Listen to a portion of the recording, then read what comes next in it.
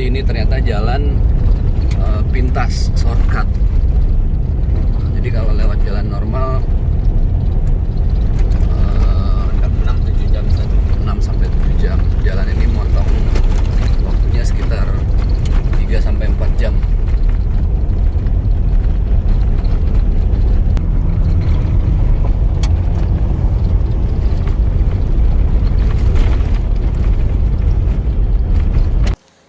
Mobil kebalik.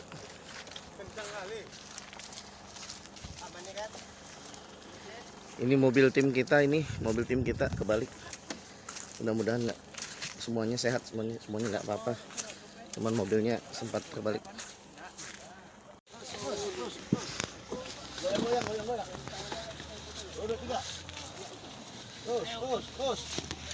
Alhamdulillah. Dah. Iya.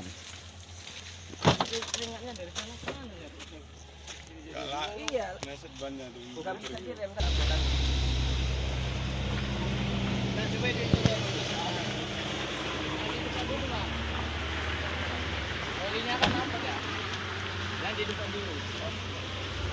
Olinya kan apa ya? Yang di depan dulu. Biar apa dulu kan? Turun dulu.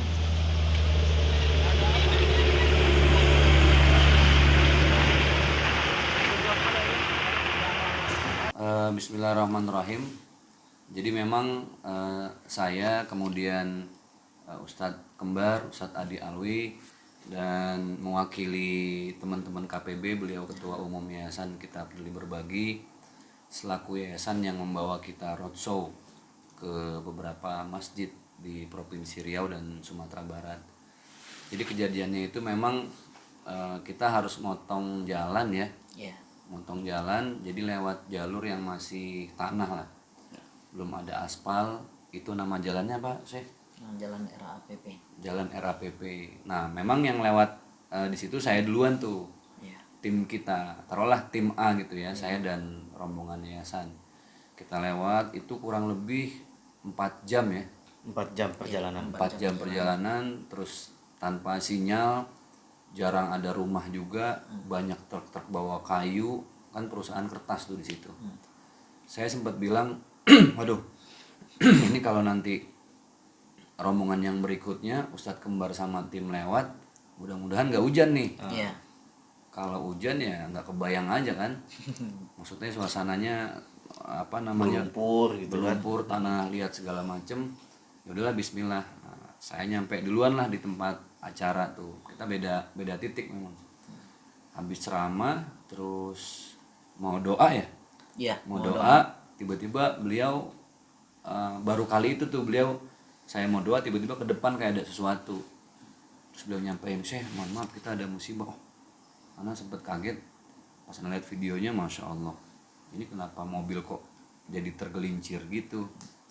Nah, dikonfirmasi, nah Ustadz Kembar inilah yang memang menyaksikan langsung di TKP secara kronologisnya seperti apa gitu. Nah, ini gimana tuh? Iya, jadi setelah Ustadz Zaki dan rombongan pertama lewat, memang ternyata betul-betul apa yang disampaikan Ustadz Zaki, hujan. Jadi jalanan itu yang berlumpur itu jadi licin. Ketika kami lewat, kami ada 2 rombongan, 2 mobil.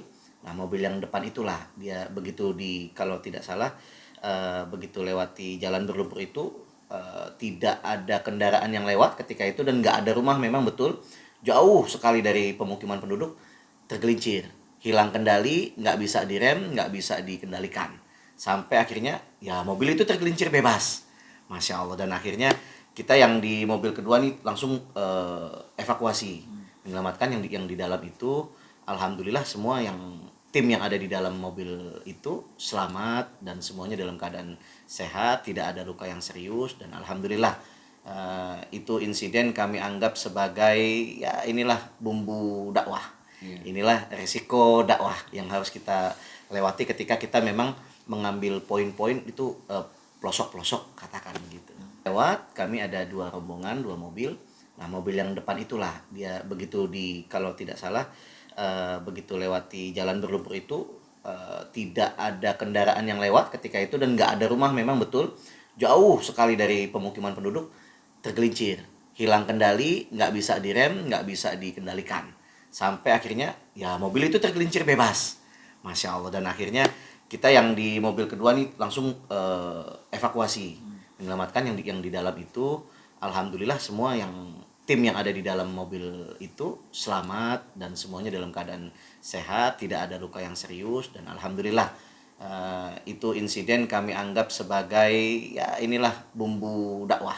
Inilah resiko dakwah yang harus kita lewati ketika kita memang mengambil poin-poin itu pelosok-pelosok katakan gitu.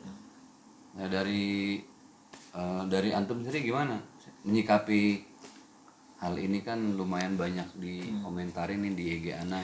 Baik, untuk mungkin fenomena yang kali ini saya kemarin sempat juga kejadian waktu kita ke Medan. Iya. Itu, ini pertama juga kejadian. Itu satu tim waktu itu ya? Ya, satu tim. Kemudian yang kedua ini terjadi lagi. Harapan kita sih seperti ini, Syekh. Kedepannya kita minta kepada seluruh jamaah, ayah dan bunda, ini permohonan doa untuk keselamatan tim safari. Amin. Baik dari ustadznya sendiri ataupun dari tim kita. Itu sih harapan kita untuk sepenuhnya gitu. Nah, Ustaz, saat kejadian tergelincir itu apa ada penanganan kecelakaan, Ustaz? Kalau saya karena lagi di tempat tausiah, jadi kita cuma minta bantu Fatihah ya, gitu. Sebenarnya sih kalau kejadian waktu yang di Sumatera Utara itu lebih lebih dahsyat lagi. Sampai ada yang teman-teman wartawan tuh kan berdarah kan.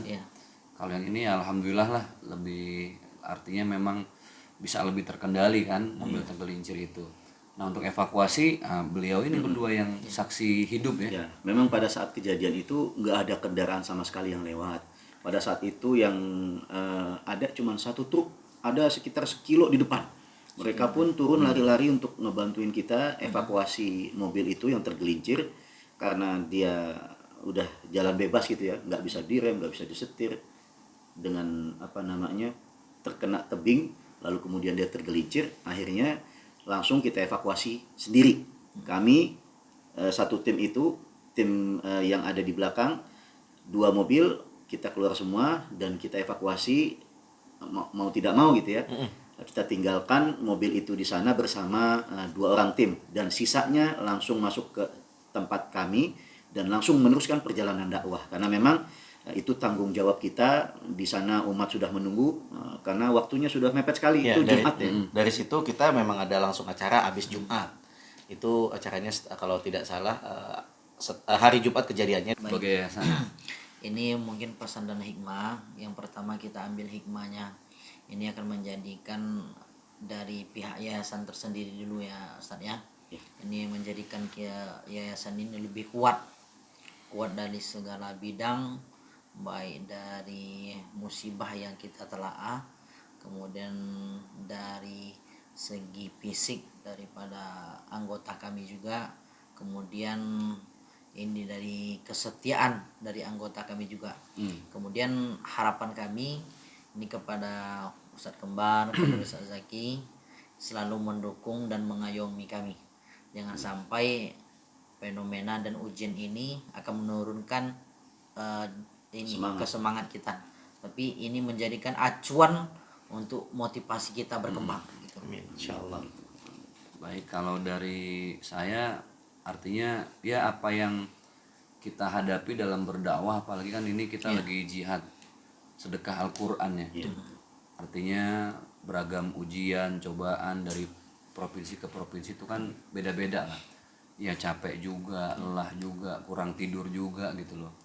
Kadang satu hari bisa 3 titik ya, bisa 3 masjid. Ya semua itu kalau di mata saya pribadi ya nggak seberapa lah dibanding perjuangan-perjuangan para wali, para ulama, para kiai. Mereka bahkan sampai harus merelakan darah, keringat gitu loh. Masih pakai kuda, terus belum seenak kita masih ditempatin di yang penginapan ada AC kan. Mobilnya juga kehujanan, nggak kepanasan. Itu dia, subhanallah. Artinya ya ini ujian lah yang tadi Ustadz Ikram sampaikan, betul. Disinilah semangat dakwah kita diuji. Kalau kita istiqomah dalam berdakwah, menebar kebaikan, insya Allah jalan keberkahan juga semakin terbuka gitu ya. Mudah-mudahan untuk para sahabat, ayahanda, ibunda, saudara-saudara, doakan kami yang sedang berdakwah mengajak orang untuk bersedekah Al-Quran, semoga lancar, sehat semuanya, walafiat, dan dimudahkan segala urusannya. Silakan Guru. Kalau buat kita ya pedomannya kembali lagi, intan surullah yang surkum wa yuthabbit aqdamakum. Kalau kita tolong agama Allah, Allah yang nolong kita, dan Allah akan meneguhkan pendirian kita, keistiqomahan kita. Jadi ketika kita nolong agama Allah, yakin pasti pertolongan Allah itu pasti ada. Adapun musibah, ujian yang datang ke tempat kita, di hadapan kita, itu ambil sebagai hikmah dari perjalanan kita. Jadi sesuatu yang bikin kita menjadi lebih hebat. Karena tidak mungkin lahir pengemudi yang handal kalau dia cuma ngejalanin trek yang lurus-lurus aja. Betul. Tidak mungkin lahir pilot yang bagus kalau dia cuma ngelewatin langit yang cerah-cerah aja. Tidak mungkin lahir pelaut yang jago kalau dia cuma ngelewatin lautan yang tenang. Tapi ketika pelaut itu lewatin ombak, badai, hadapan kita, itu ambil sebagai hikmah dari perjalanan kita. Jadi sesuatu yang bikin kita menjadi lebih hebat. Karena tidak mungkin lahir pengemudi yang handal kalau dia cuma ngejalanin trek yang lurus-lurus aja. Betul. Tidak mungkin lahir pilot yang bagus kalau dia cuma ngelewatin langit yang cerah-cerah aja.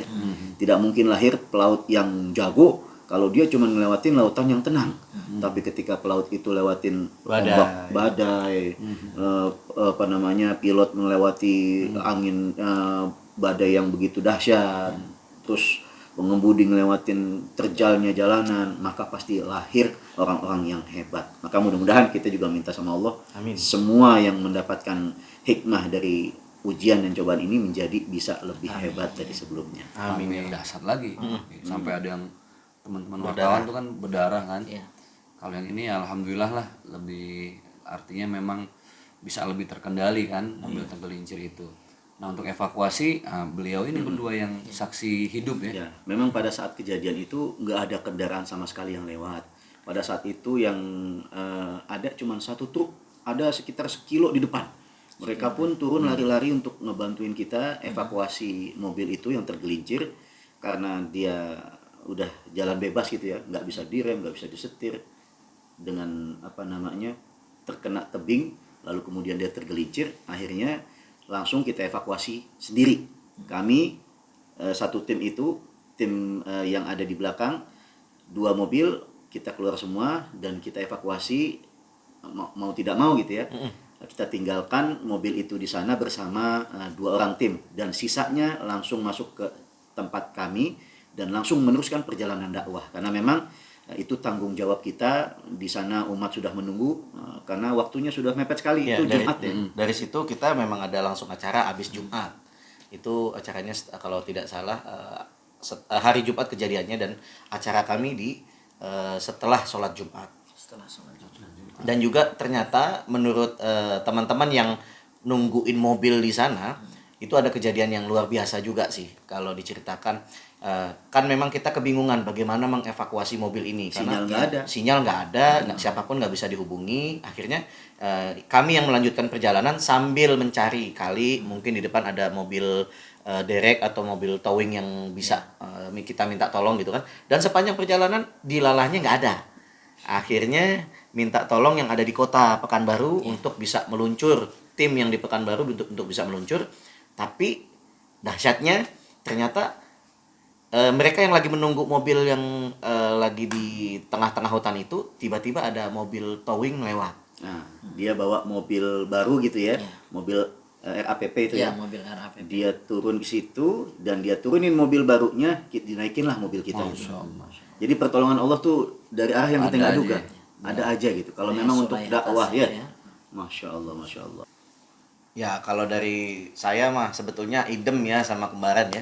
Jadi memang apa yang kita hadapin itu harus penuh dengan bumbu.